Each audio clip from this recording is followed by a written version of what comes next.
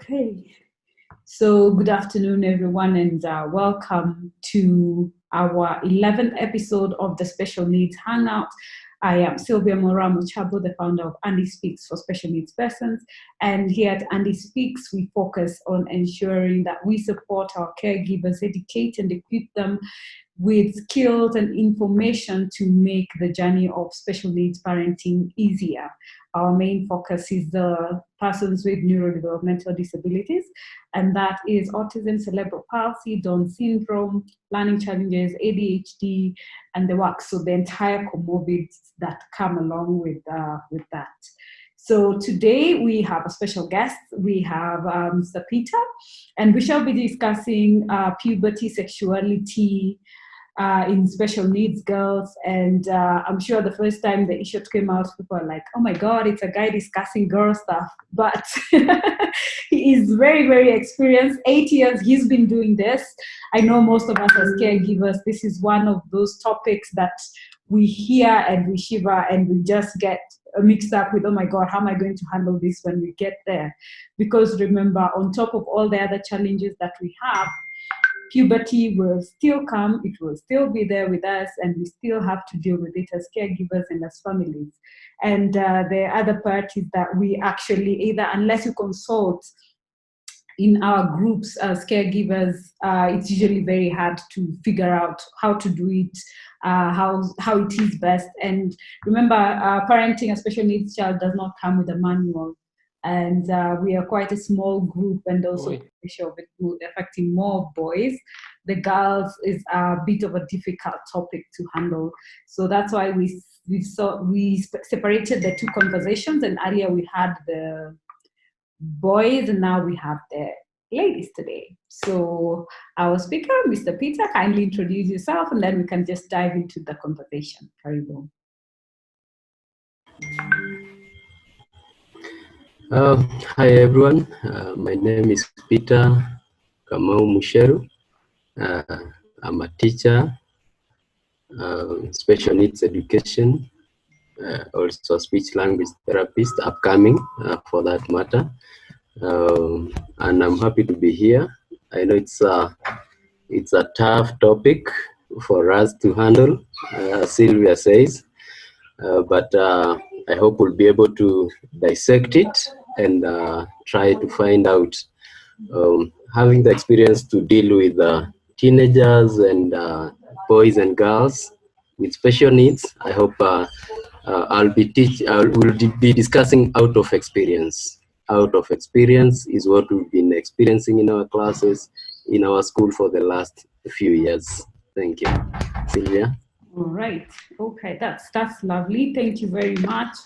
And yes, it's been 8 years. Just let's get a bit personal on this one, so that guys can feel a bit at ease. So for those who are on, if you have any questions direct, you can actually just put it on the chat box. For those joining, please ensure we are always on mute. If you'd like to say something, raise your hands, or just type on the chat box on the side. It's always there. So yes, so Peter, how is it? You are a teacher at Kestrel Manor, right? So how is it when you have to handle this discussion? Because every time I think of how to start that conversation, you get frozen, and it's one of those questions a parent asks and you're like, oh dear Lord, when I hope I won't have to get to that space. So how has it been? I think it's not an easy journey, as you say that when you think about it, the head starts boiling, because you don't know where to start, you don't know what to do. As you said, we don't come with a manual. Neither this one does it come with a manual. The support system, unlike traditionally when we had people to support us, currently we don't have. Initially, we'll be sent to the grandmothers, grandfathers, the aunts, and all that. But as we stand, you can see the society is changing, so it is never easy. But anyway, we need to discuss it. We need to break it down. We need to talk about it because it's happening. We have boys and girls who are growing. We don't need to assume that they are not growing. Each day, after the diagnosis of whichever the disability, we know that the child will be developing either chronologically, emotionally. Think about the total development of the child. Yeah, so we need to really come into it. Dealing with girls has been a big challenge, I know, but we have no school for girls only. We can say that we now have, or we can separate and say that now we have a class for girls only. So Peter, you'll only be dealing with boys. So in my class, I have boys and girls. So I need to deal with them equally. And specifically, I'm specialized in teenagers. I deal with teens from the age of 8 to 22. So you expect all these things that we are talking about, they are there with us. Wow, okay. 8 to 22. So when is the best age to start the conversation about sexuality with our girls? Considering most of the times a child could have hit the teen, but then as you can know, with their capabilities, you find that they're still maybe around 8 or even 6 and 5. So what could be the best way to actually, and the best time to start a conversation? When we talk about development, I know you've been in the field, so you know, is that we are so much worried about communication. We are so much worried about walking. We are so much worried about all the other areas of communication. Yes. But unfortunately, not many of us will think to engage about a debate about sexuality from an early age. So it starts as early child starts learning anything, because we have different stages of learning.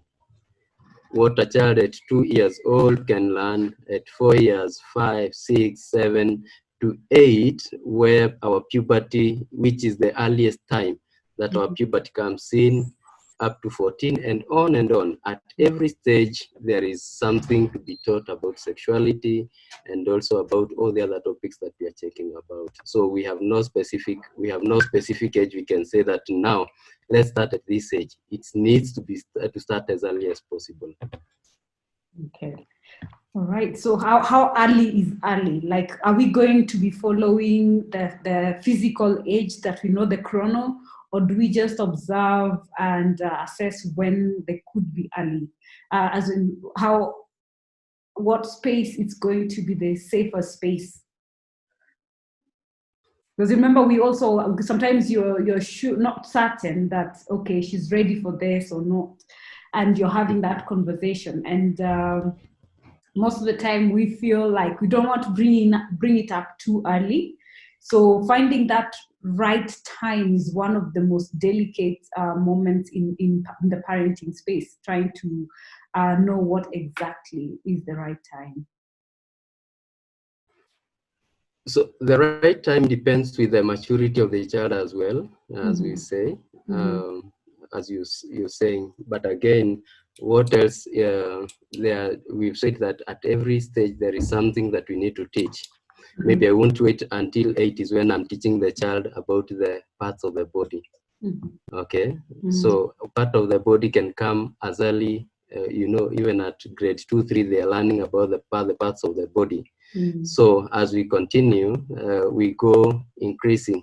Now after getting to a certain stage, now we'll start being specific to what parts we are talking about. If you know that now I'm ready to teach about sexuality, you start adding those those parts that we don't like talking about. Yeah, so at around puberty kicks at around 8. The earliest kicks at around 8. But before then, we must have prepared them. Okay, so there is an initial preparation before we get into the puberty. So anytime, even before 8 years of age, it's very much okay to start discussing this. But basically, checking on how old is my child, what is the cognitive ability, how well can the child understand what we are talking about? Remembering that some children will mature before the others. Before the others. Okay, that's good. Yeah. Now, how do we explain to them like the expectations, especially in the body changes? How would we best explain it without confusing them, and also elaborating the the changes, especially when you can tell that they cannot quite respond as other children will respond, like they actually understand. There are those who can, and then because we're trying to cover everyone here, so I'm imagining a girl who's nonverbal, and you're trying to tell them expect this to happen. So how would we communicate that, or how would you advise for us to be able to explain to them so they don't get shocked? We all know that potty training is normally a challenge because of some of them feel that factor, like why is part of me coming out of me? So how do we prepare Yes. them mentally for that? True. I think as we talked about during the boys, is that we need to start thinking about what are some of the things that this child will need. Okay. Mm-hmm. Like when you're doing speech and language therapy, can you incorporate speech and language therapy to be to start preparing for the sexuality, because it's coming. Mm-hmm. So you might not use it at that time to say what exactly this is. But as you do that, you know that I'll be preparing for this because in future I might need it. Okay. It's not that this child is nonverbal, but we prepare. What are some of the things that we need? We'll be talking about menstrual hygiene. So what are some of the things that I need in the menstrual hygiene? So when I'm teaching about a cup, I'm teaching about the things that the child use every day. Will I also incorporate the things that will come in for the transition? The key word here is to plan for the transition for the children. Okay. Yeah, but then I'm trying to like hit the nail on the head. Like, how do I explain to her that in due time you will start growing boobs. In due time you will find that you broaden around the hips, because that's the skill we're trying to find. Like, how do you communicate that exactly to, because we are in the space of most of them, the people in your audience is parents who either are already there or are getting there. Yeah. So like, what kind of language should we use? How is it done? Either because we assume most of the time that it's done in school. So how is it actually done so that they get it and then they embrace it also?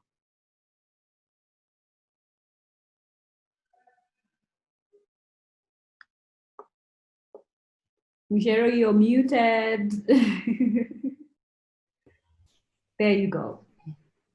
Sorry. We start with very simple things that the child interacts with like every day, the parts of the body. Okay. Once you teach the child, oh, this is what, then we be very specific. We don't jump any part of the body. Okay. Include even the ones that are not included in the books. Okay. So I know there is the fear of some of the children are echolalic, so they might repeat. But if you put it into the holistic teaching of the parts of the body, then when you need to use that one to teach that specific topic, it will be very easy. This one is done by maybe the first thing is to break the whole thing into smaller pieces. What do I want to teach today? What specific topic do I want to handle? I want to handle about the menstrual hygiene. So what are some of the things, where do we get these? Where is it coming out from? So do we know that name? Okay. It might not be easy, but sometimes we need to use there is the use of pictures. We'll use some of the things like what we call the models. Okay. You'll also use some of the things like the tactiles. Yeah, things that the children can touch and interact with. So it's not just a thing that you'll wake up one day and say, I want to teach this. It's a slow that is broken into smaller pieces. It will take you long. That's why we said long before 8 years. The child should be ready now to interact with that they are coming to. Okay. So now I just want you to use in one sentence. How do you tell a girl, now normally how you do it in school, how would I as a parent communicate to her that this is breast, and as you grow and as you get to a certain age, they're going to get bigger, and the essence of actually why this is happening, because you see, those are the delicate matters that we're looking at, because that is what will happen. And before they start screaming and getting, yes, we've already done the entire body, they understand this part is this part, but now we're talking about that transition, all right? That, okay, in the next few years, this is what you will be expecting. So that's more of the direct question.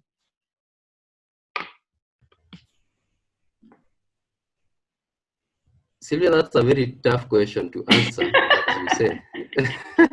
No, it is. I believe. I believe So, it is very, very yes, proper. Yeah. yes, it's a very tough question to answer. How we tell them directly that this is this and this is this. Okay. So remember, there is you teach an organ and its use. Okay. You teach an organ, you teach an organ and the uses of that organ. Okay. Yes. So when the menstrual flow starts coming, then the child will be ready to know that this one is used for this one. So what is coming out is not something very strange, because we had talked about. And also, as we said, it will depend with the cognitive ability of that child. So if it is a child with a high functioning child, that will be very easy. But now when you're dealing maybe with a non-verbal, that will take a lot of, it needs another approach that is a little bit difficult. Okay. Yeah. All right, I hear you. Now, there's someone who had asked, some of the signs one should look out for to know that it's time to teach about sexuality. Like with the boys, we had seen the fact that you'll notice that they'll start fondling with their private part and stuff like that, and being curious about other people and stuff. So for our girls, how would we be able to tell?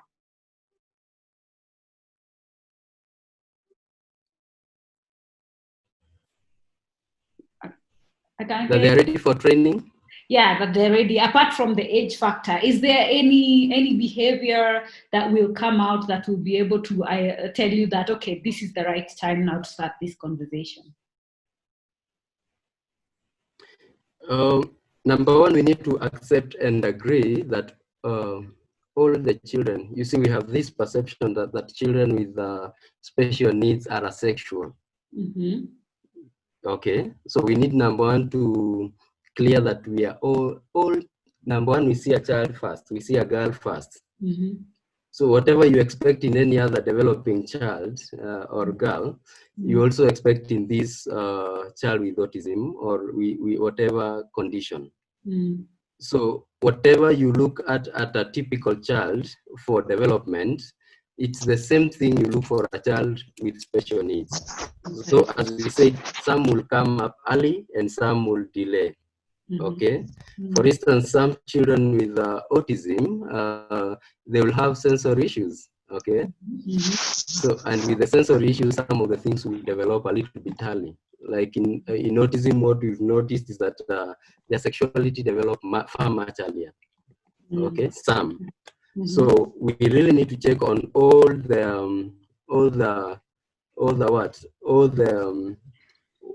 are these things that the children is portraying. So the first thing what I advise my parents is that take that child as any other child. Okay. Take that child as any other child. Plan for that.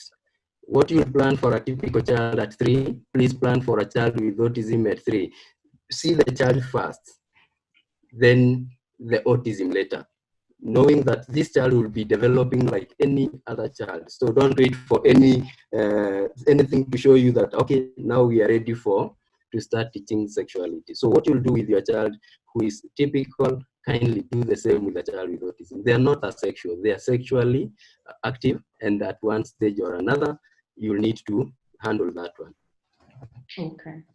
All right. So that is good. Okay. Now, now you touched on something about now the menstruation time when it comes. So that's a conversation that's always had also when you're teaching the body parts, or is it now you wait until when you're almost getting there to start that conversation?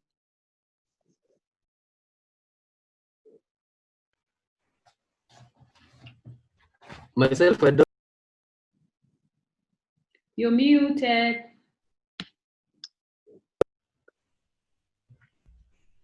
Sorry. So myself, I don't do that. I don't teach that topic. There are some good people who helped me there. And unfortunately, Teacher Lillian is not here with us today. He will have helped us unfold that one. But what I see is that for that one, they start teaching about things that come about with menstrual health as early as possible. For instance, I see them at early age. They start coming with the sanitary towels. They start training them with extra change of clothes. They start training.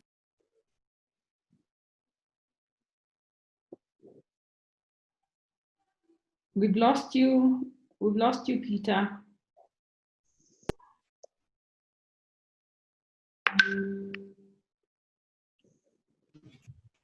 Hello? Can you hear me? No, we lost you for a while. Tell me. Now, we're back. You can hear me now? Yeah, now I can hear you. Sorry about that. Okay, no problem. Okay, so I was saying, I see them, what they do is that they prepare for those children early. So even before they start, Teacher Lillian will have helped us in this, before they even start seeing their menstrual health, their menstrual flow, they start training them, and maybe they will come with during their life skill sessions, they are taught how to put the pads even before they start seeing their menstrual flows. Maybe it is well, it should form part of the IEP, where the parents are making the individualized plan for any child who is over 8 years, 8 years and above, even if they have started or not. So let the parent insist that should form part of it. So they start training slowly by slowly. When this time comes, then it becomes so easy for them to now to adopt into it. Okay. Yes. All right. Don't worry. We will have actually a session fully on menstruation and menstrual hygiene. But since that was there in the part of just how to teach and bring it up with our girls, I thought that we could touch on that. And I have seen someone has mentioned that they have a neighbor who has a grown special child, and when she's on her menses, she doesn't go to school for a whole week. And of course, that has that impact on a girl's education and stuff like that, because they're nonverbal and all that. And also trying to get them to use sanitary towels is one of the challenges. But then we will dive into that conversation with the specialist, that's Teacher Lillian and someone else, next month. So no sweat about it. Now, the other thing, how do we support our girls in matters self-esteem when they get to now the teenage phase and the bullying, and there is now realizing that, oh, I am different, and more to that, that you find yourself growing in different speeds, like you have in the same age and someone else has developed way different from the other person. So how do you handle that self-esteem so that they learn to embrace who they are at their own speed and in their own space?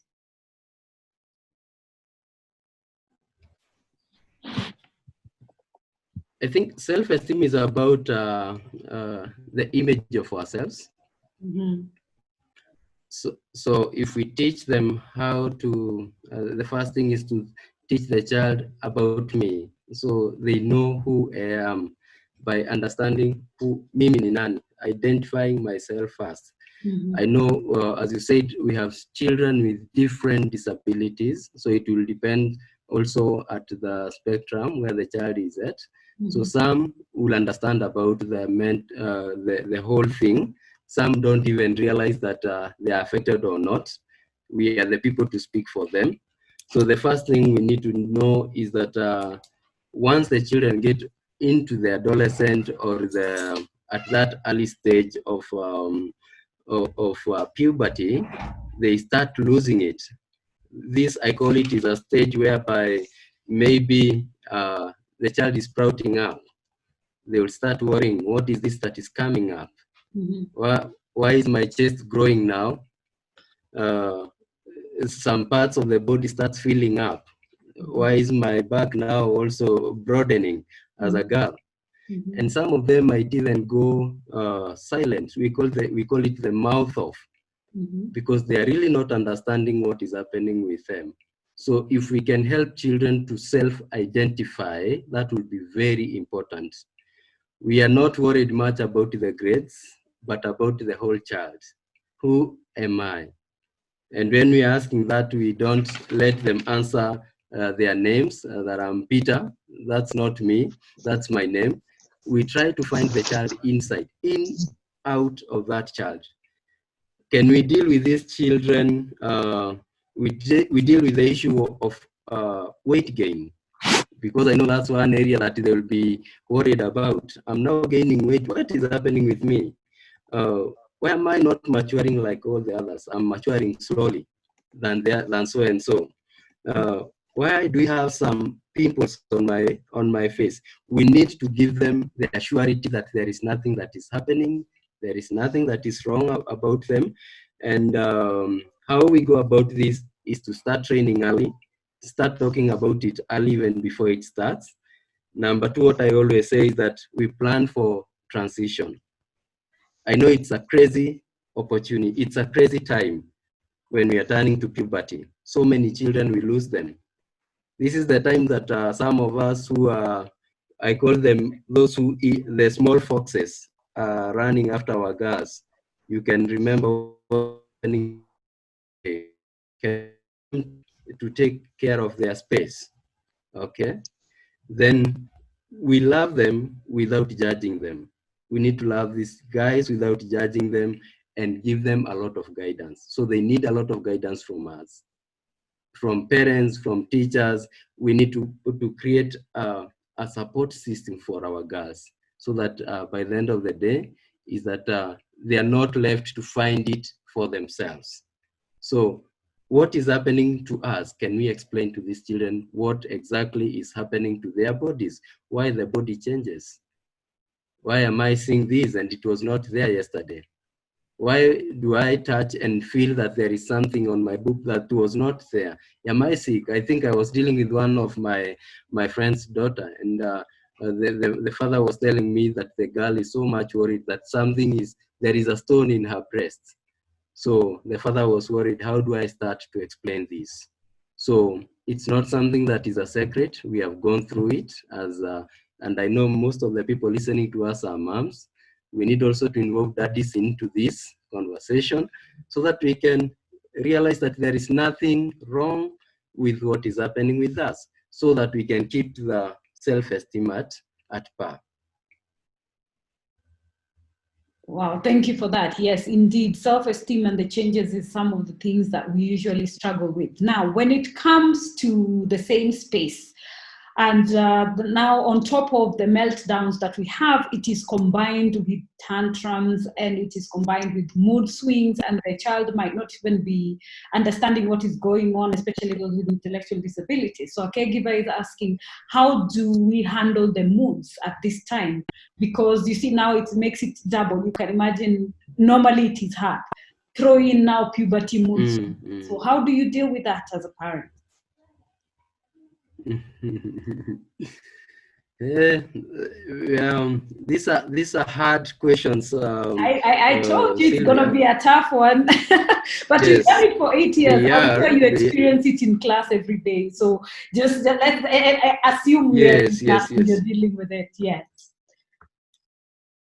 Yes, they are very hard questions for all of us to answer as caregivers of these children. Number one, we are dealing with a child. Number two, with a child with special needs, plus all the other changes that are coming around.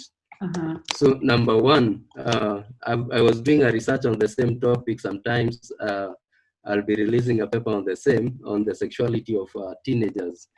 And you realize that most of us, we are not well prepared to deal with that. So the first thing that we need to do is that when such things comes, do we understand the child? Where is this child coming from? What are the triggers into our mood swing? So how do I behave when how do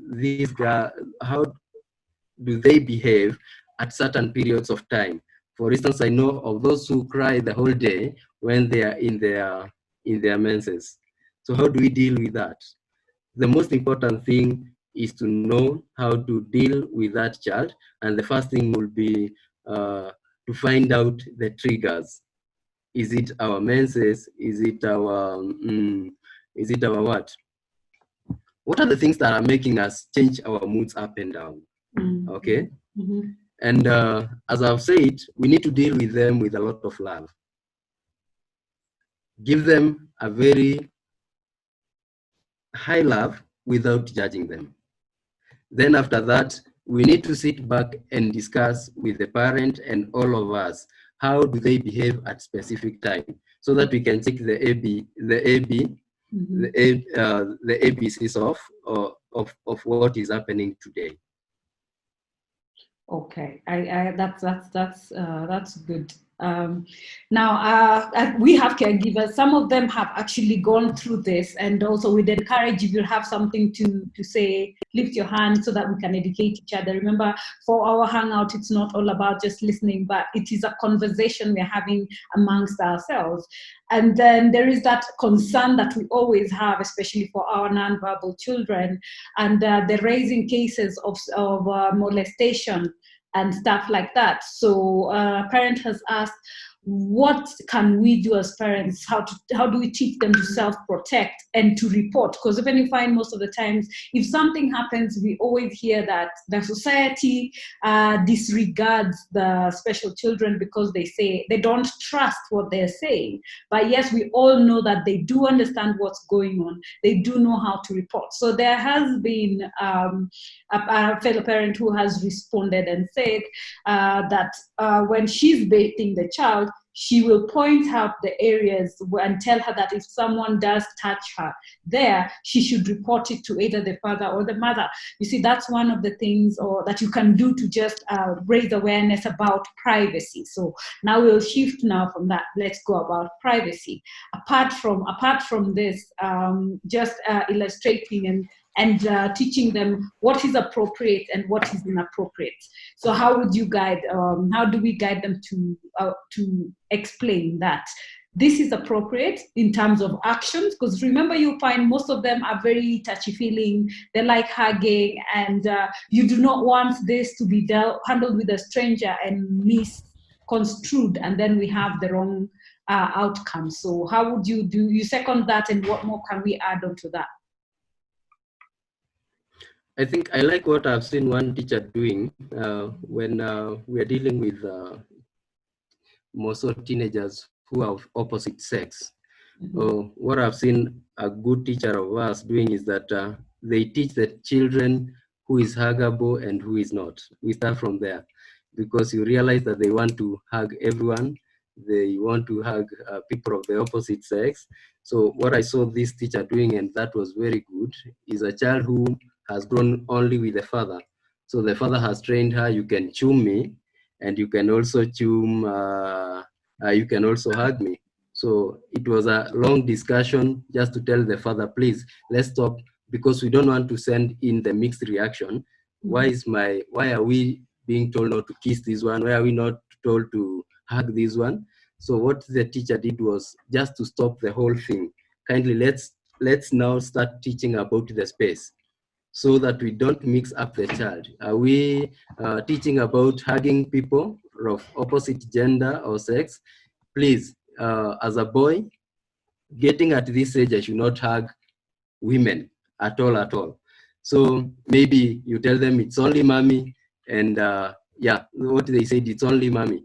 So they will only, slowly by slowly, the child will be able to learn because they wanted to hug like any other person. And eventually, we learned that the child was able to stop now hugging everyone. So I think we also need to, what is happening at home should also happen at school. So not at school we are teaching no hugging, then at home we are allowing the child to hug everyone again.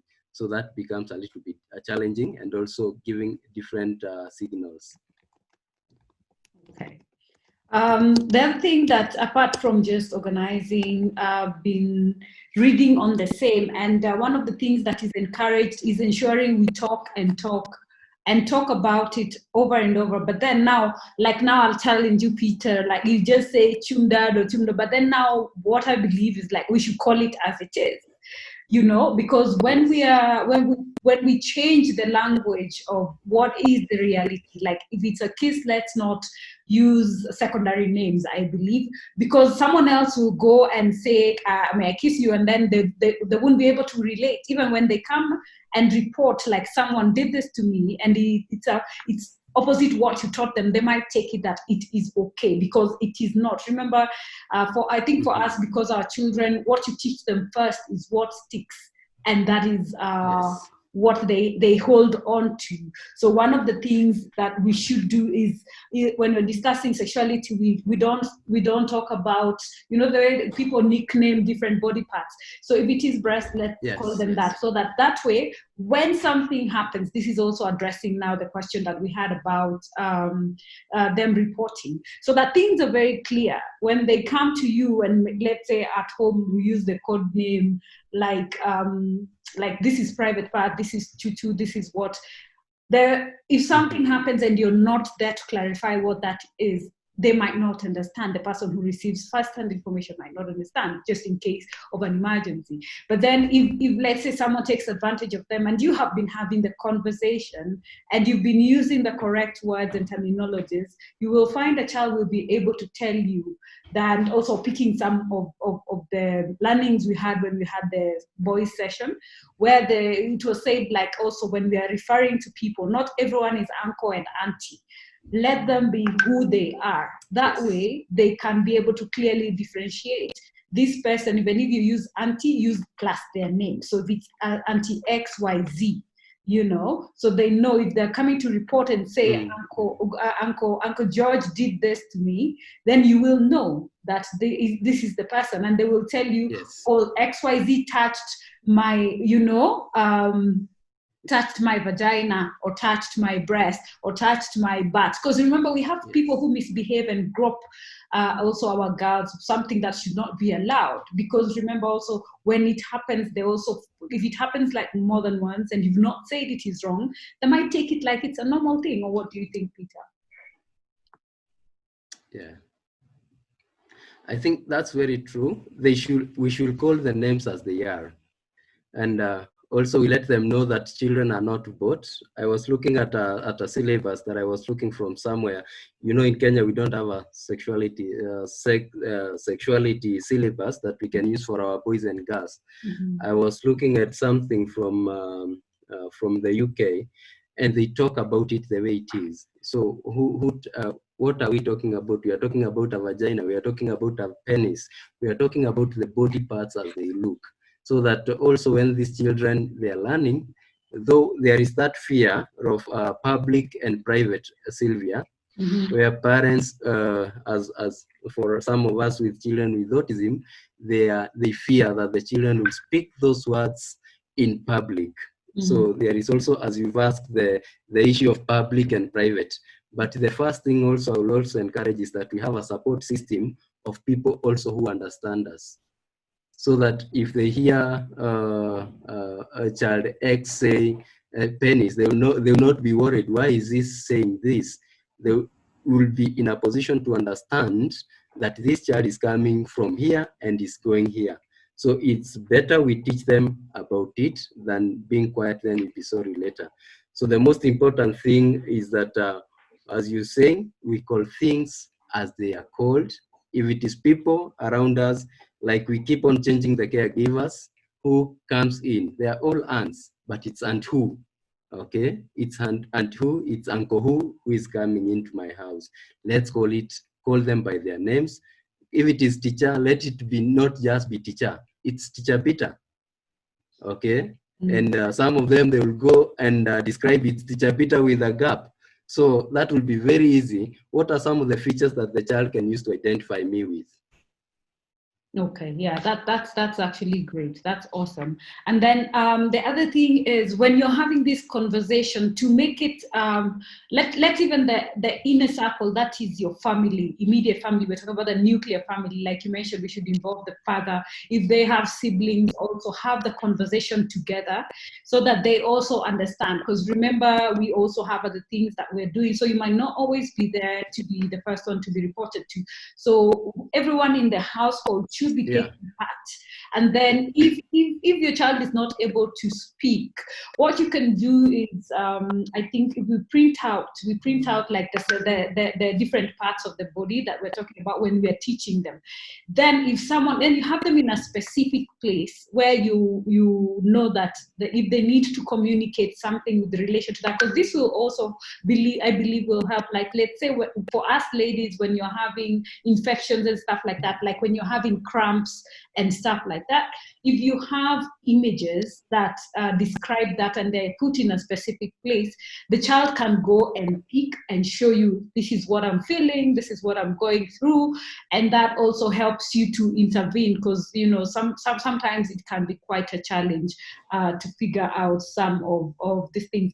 And also reaching out for assistance, like in our support groups, like teacher Peter has said, in the support groups that we have as caregivers. Also, if you're having a challenge, there are those who've gone ahead of you. Make sure you have that buddy group, and also have your girl have another special needs girl who is either in the same space, because it's always easier when you walk through a journey together. I believe so. What do you believe? What do you mean? What's your view in that, Peter? Yes, this is not a new journey. There are people who are walking ahead of us. And what we say is, there is no, in parenting, there is no experts. There are no experts in parenting. So there are always people ahead of us whom we can look for. At least have some people that. And I like what I was talking to Dr. Jane the other day, and she told me, Peter, I'm calling you to go and look for people that you can use to mentor young boys with special needs. So can we come up with a system where we can get people that at least we can call? If it is a boy has an issue, we can reach out on Peter and ask Peter, how can we do this? Okay. If it is a parent or a teacher that you trust, let's discuss this all of us together. Then we come up with a support system. I like what I heard from Mwea, Kirinyaga County. What they have done, they have gone ahead to come up with the child protection support group. So where they are pulling in people of all, from all source of this life that we think of administrators, so that when there is something that is coming up, we know whom to call. Okay. Thank you for that. And there is a parent, when we're talking about now private space and public space. So we are being asked, how do you let your child know that they should not undress in the presence of other people? So we're now moving to privacy, not of now the body parts, but behavioral privacy in terms of how to sit, especially for the girls. I believe sitting is not so hard, but then there are things like, we have undressing is not a new thing, especially with autistic parents, because the child will just either run out when you're dressing them to where there are people. So how is the best way, without killing their self-esteem and without making them feel like you have seen the worst seen in the world, how would you communicate that to a child? Remembering that you said we have to remember their children first, and then there is all these things, the changes that are going on in them.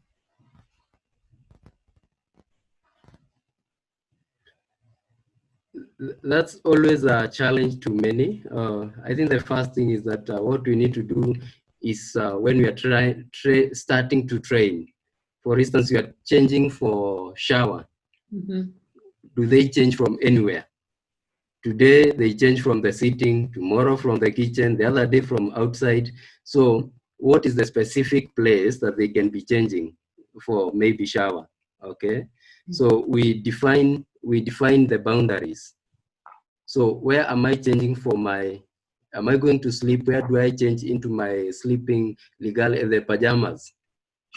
We need to have a proper schedule of things on how they should be done, so that we don't give mixed reaction to the child, because we are teaching this then and teaching it with something else. As you said, our children, what they learn first is what they run with. So if you don't give it at first the right thing, then you'll still have a challenge. But again, I realize that there are those with autism that they don't mind even undressing in public. So those are some of the challenges that we are facing also in school. And as we do that, if it is in a school setup, do we predict, show the child what is needed of them? Number one, have we shown them where the washrooms are? Because some of the behavior will come as a way of communication. Okay, so have we met the child's need within the environment? So we should prepare to transit from one environment to the other, because mainly you realize that the behaviors don't just come. They happen because of a certain trigger. Will it be changed? You've walked into a mall. The child, how does he communicate that he wants to use the washrooms? Is the area well accommodative for him? If not, then you expect some of the behavior. So you need to know what are some of the behaviors that I'm expecting from my child. If it is undressing, so how do I take care of this? Sometimes we say, if it is a boy, can we do, if they do the pants, they remove the pants, can we do a trouser with a belt today?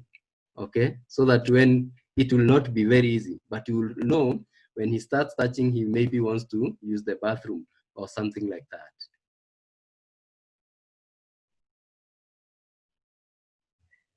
The other thing that I believe that helps, like you said, because of routine, we need to be consistent in where we do things. That will help them to know this is the only way. And the more consistent you are, the easier it is for them to get that. Now, when we're talking about now the different body parts and the changes, one of the other skill sets that I've also read about is for you as a mother, when you can take time to stand in front of a mirror with your daughter, all right? And then you point out, and then you explain, you see, mommy is different, you are different, okay? When you grow over time, you will also look like this. You understand? If it's about hair, if it's about the hips and having, all these body changes, and similar to boys, that is one of the things they can do with the fathers, because at least they're very tactile and visual. So if pictures don't make sense, then maybe most of the times then you will find that it will be easier to use yourself as the parent as an example, so that they are able to understand. Because sometimes you can use words, you can use pictures, but pictures can be 2D or 3D, but then it might not quite get home. So if you see, or if you come up with also, let's say you have a sister or a sibling and you have different ages, let's say for you, you're a mature lady, then maybe you have another teenage daughter or even a niece or, a nephew, and then there is them. So if the three of you stand in front of a mirror and you explain to them, like, can you see you are like this? And when you get to the same age as your sister XYZ, it will be like this. And when you're fully grown and the process of your body changes has completed, then you will look like mommy or something close like mommy. So that helps you with them to get to understand what exactly it is we're talking about. There is actually a manual that we have, but it's very intense. And we will be uploading it for those who are not aware, we have a platform called Special Needs Info Hub, where we put resources for caregivers to be able to refer to, but this has not yet been uploaded yet. I will make sure we upload it soon. But let me just share my screen and show you one of the pages of how to explain these changes that come in the bodies. There you go. I hope everyone is seeing. So you see, these are this is what is one of the ways we are advised. Like if it's when you're pointing to them, You say, show me the head, show me the arm, show me your leg, where is your stomach? That will help you in terms of cramps and stuff like that. Show me your foot, your lips. That also shows you about when you're talking about kissing, don't kiss on the lips, kiss on the cheeks.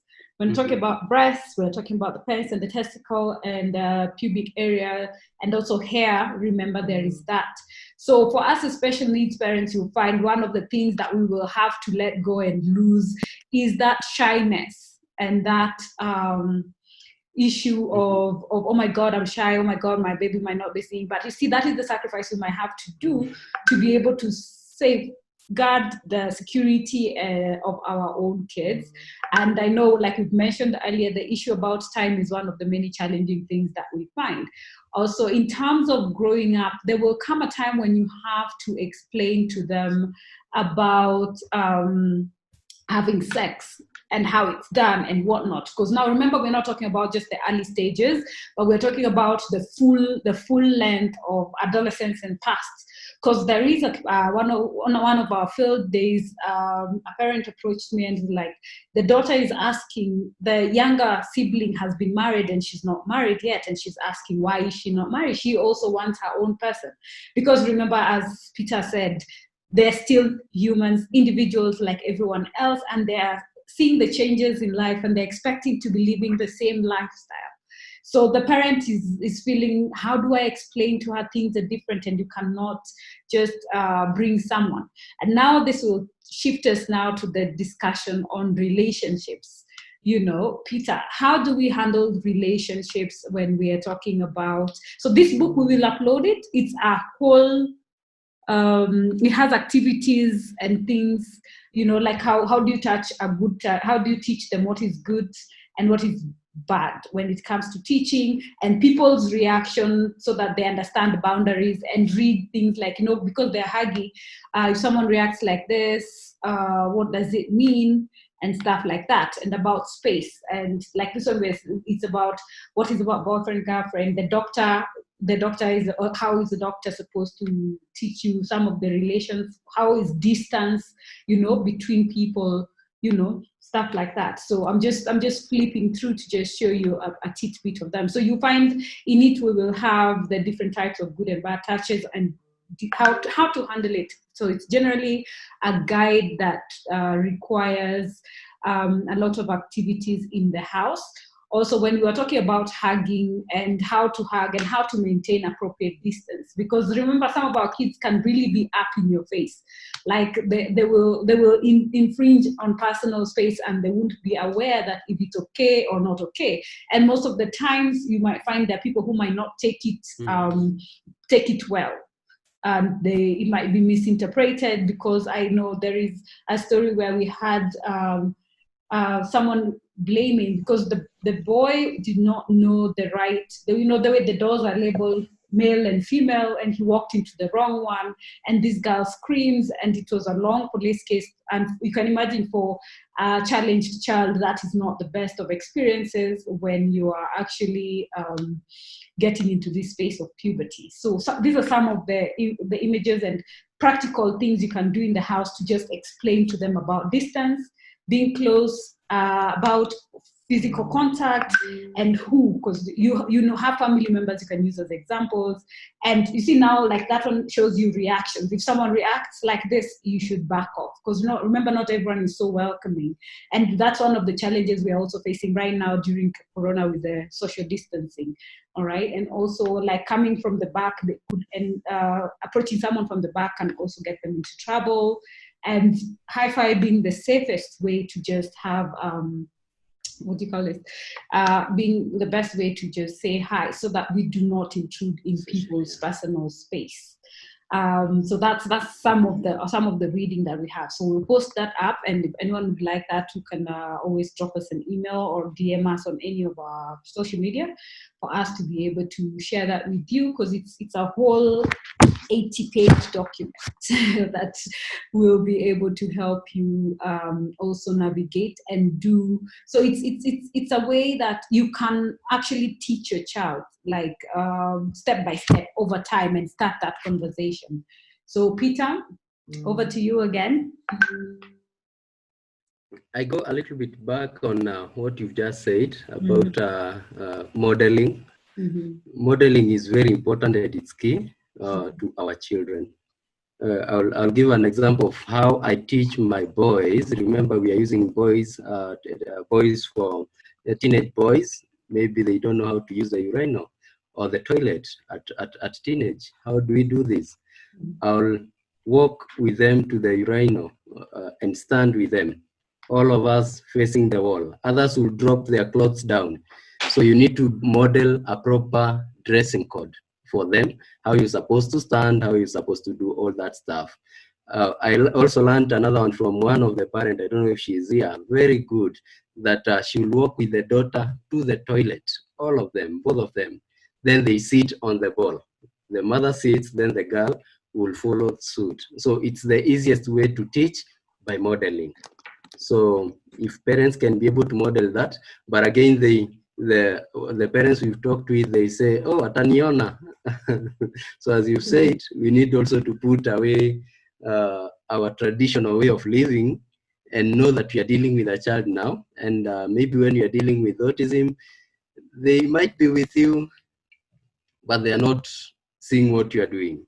They're just seeing what they can see, but some of those things don't even make sense to them until we explain to them. So you also asked about the relationships. The relationships, that's a big topic again, that needs to be handled. And in the relationships, you know that our children, some have good social skills. If we want to teach them about the relationship, depending on what we want them to learn, we need also to check on the holistic development of the child. How is their communication? Will the child be able to communicate her functional needs, the functional communication part of it, the social awareness, is the child able to identify the environment around them and people around them who are strangers in our midst, who are people within our family. So there are quite a number of things that we need to check about in relationship as we teach them. We check them on the family and friends. Who can we call a family member? Who is a friend? Also, our body comes in again. We need also to learn about our bodies. Which are some of the private parts, what are some of my private parts? And what are some of the that and which one cannot be seen? Because socially, we need to see that our children, there is what we regard as the society, the social norms, okay, which might not also be very normal in social circumstances when we are dealing with children with special needs. So the relationship is a big topic that also we need also to check on the private and public about our children. So it's very important when we are teaching this, we let our children know. The other question I had was about boy girlfriends. There was a heated debate in one of the meetings that we were in where a parent was saying we need to connect our children together now. If you have a boy, I have a girl, can they get married? Then we share cost, we cost share and make them have a life. So that also goes back to us as parents, what do we regard, and our society, what do we regard? Remember, there is the issue of the culture also that comes in as Africans.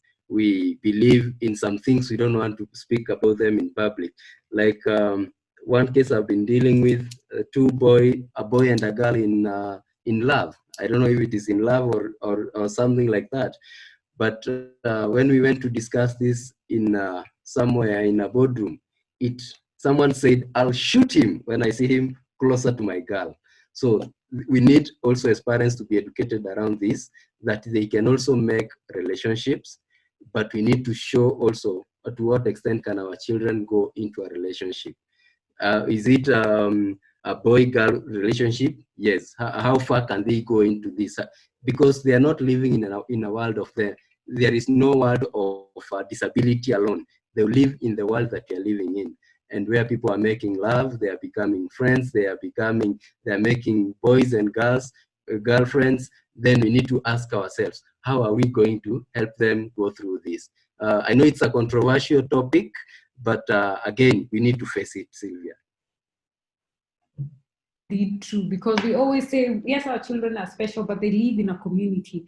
So we need to learn best how to integrate them and not isolate them. Because sometimes, remember, if God forbid you're not there, they will be left to the rest of the world, and not everyone might know how to handle them. So they need to be prepared for that, and they will grow and they develop and they change. So it's not that they're going to be stagnant in the same space through and through, but the fact that they're going to be evolving with time. And as they evolve, we also need to be evolving with them, in terms of, if they're in the space right now, they can have a relationship. Not that you force them to go there, because we know there is the challenges that we always find. There are parents who always say, like, okay, if these hormones are too much, I don't know how to deal with it, I would like to seek for medical interventions to just control that. So Peter, I don't know if you've had any experience with that. And also there is the other thing about when we come to now sexuality and body reactions, and we have parents who say, I would rather use, what do they call, family planning on my girl, other than coming to learn that someone, took advantage of them and they get pregnant. So I don't know, what are your thoughts on that? And if there's any parents who can share the experience or what they feel about that, it would be beneficial for the rest of us to just get to understand. How do you deal with that when it comes to that point, and you're scared, Steve? Would it be something to think about? Is it something to consider, or we just let nature take its course? What do you think, Peter?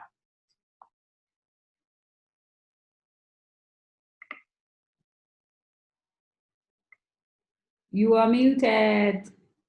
Sorry. Okay. Go ahead. No, it's still, one second, Peter. It's not responding in good time. So either you do it, because I'm unmuting you and it's refusing. So just do it on your side. There you go.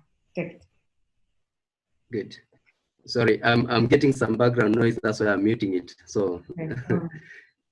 Sorry. So what I'm saying is that it's a controversial topic about dealing with our teenage boys and girls. You've seen the controversy even in the country about how are we going to handle? Do we introduce things to do with contraceptive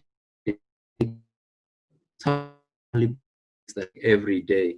So I think there is need for caregivers also not to wait for the people that think they are talking for us, like the activists. People want to gain their milestones when they are discussing about our children's sexuality. We need to engage to a discussion and tell each other the truth. We ask each other what is working at our level, because some of the things that we think are so bad, they're not that bad. And some of the things that we think that we can adapt, they're not very good to be adopted. Yeah. So, for instance, if we talk about the point, I was reading something in a unit from a UK-based curriculum. They're talking about training them about masturbation. In Kenya, it's happening. So how do we deal with that? Yeah, how do we help our children to go through the whole process? Because all these things are happening. So what I would say about the contraceptives and how to deal with that, because it's still in debate, we leave it to the parent to think about it. So far, I've not received any parent who wants to go through the medical intervention, but you find that so many parents live in fear that could my child be abused? Could my child be taken advantage of? What about? What is the future of this child who has a special needs, and my child with special needs? Will they ever have a family? Those are some of the questions I'm receiving. That was the discussion that led to, can we bring them together, get them a boy or a girl whom they can love each other with, and they can fall in love with, then we help them live through their life. So that is a big discussion, Sylvia, that needs to be addressed with sobriety, with a lot of sobriety.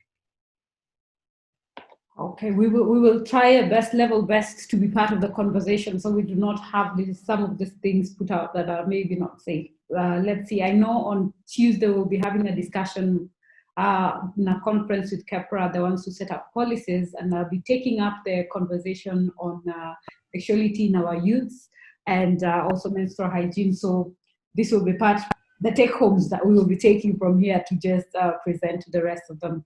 And I hope we'll be able to represent our community very well. And also the menstrual hygiene laws were just put the other day. So we're in the process of analyzing that and see what level of inclusion that we have for our girls, our special needs girls, because most of the time you'll find this is the most crucial stage where these things are launched, and we discover that our kids were not considered in that space. So let's hope that goes through very well.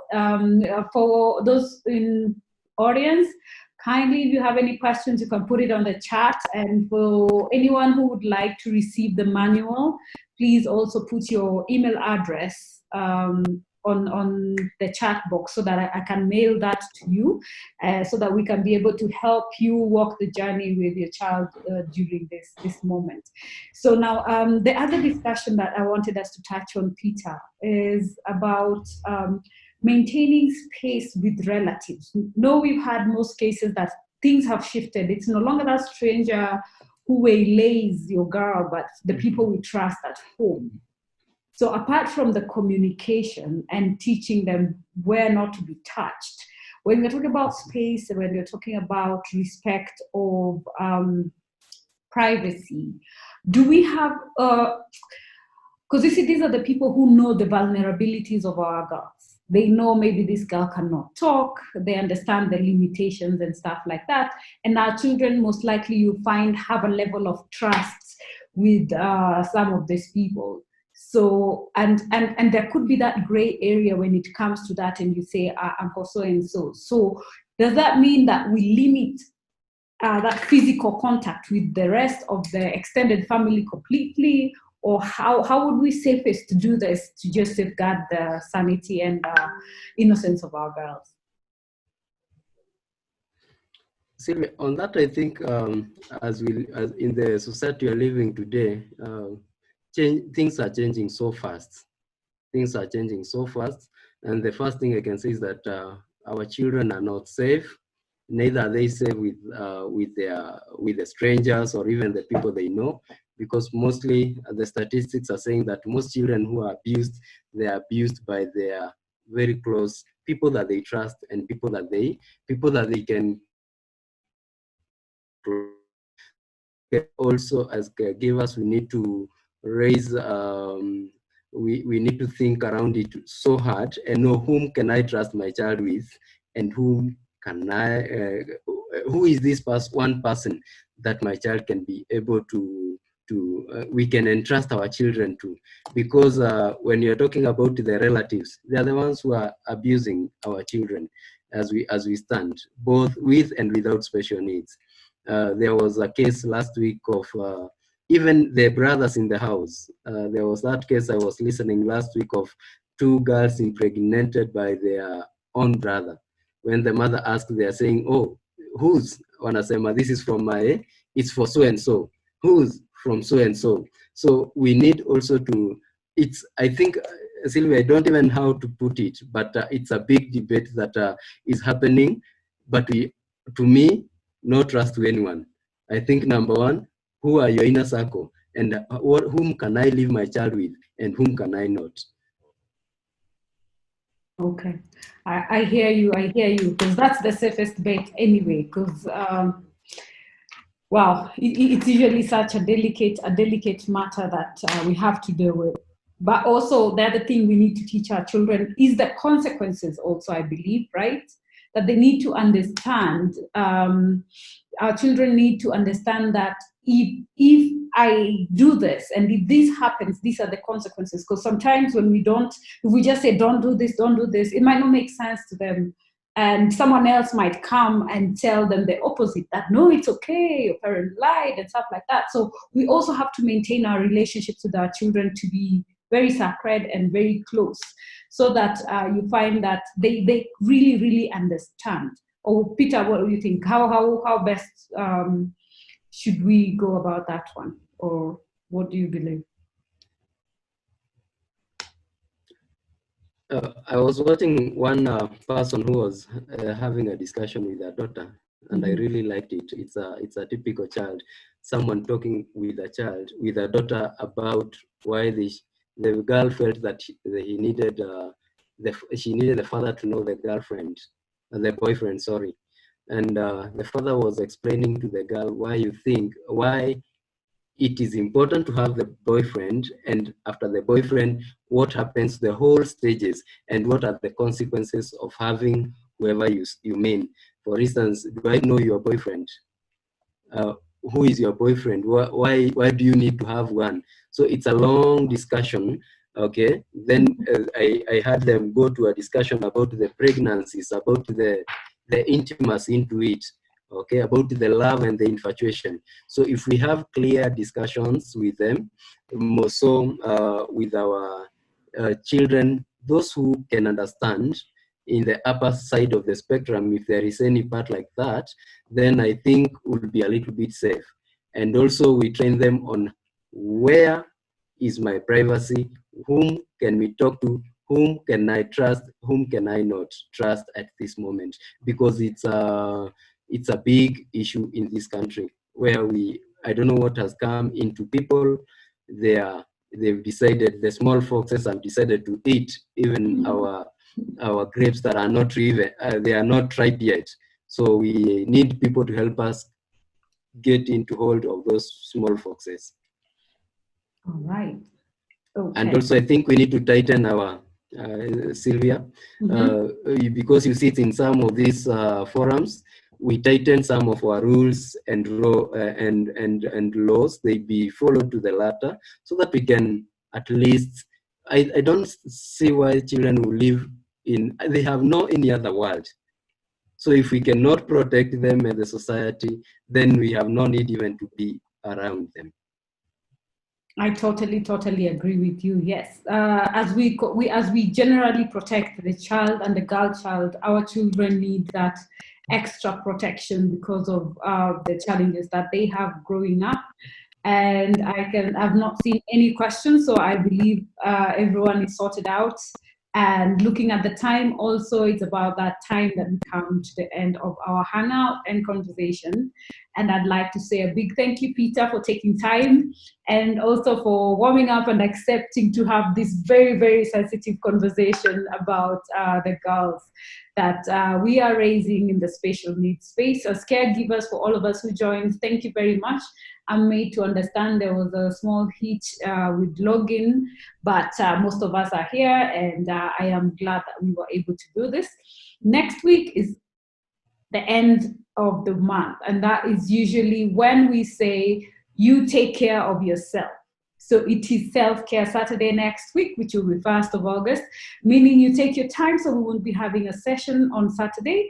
But the other Saturday after that, we shall be hosting Dr. Samia Pauline from the Aga Khan University, who will be taking us through convulsions and epilepsy and the medications that our children are taking, and why do we take them, and all those questions you always have, and at what point to do what. So we are going to be handling that on the 7th of August. And after that, then we will also roll out the rest of the programs. Remember, menstruation on its own is a topic on its own. We shall be having 2 or so people to have the discussion with, and it will be also very informative, for lack of a better word, because we know this is one of the hardest questions. I found it was going to be very heavy for Peter to have to handle that. As he said, this is a very, very delicate topic to discuss. So thank you all of you for being here today, and be sure to set your alarm for that discussion on the 1st and following. So we are here every Saturday, but for Pauline's session, it's going to be in the evening. That's at 6 p.m. So please keep that day open. That will be on the 7th. We shall be having it 7th or 8th. Yeah, the Saturday, the 2nd Saturday of August. we shall be having it in the evening because of the timelines, being a doctor, and we all understand the situation that's there.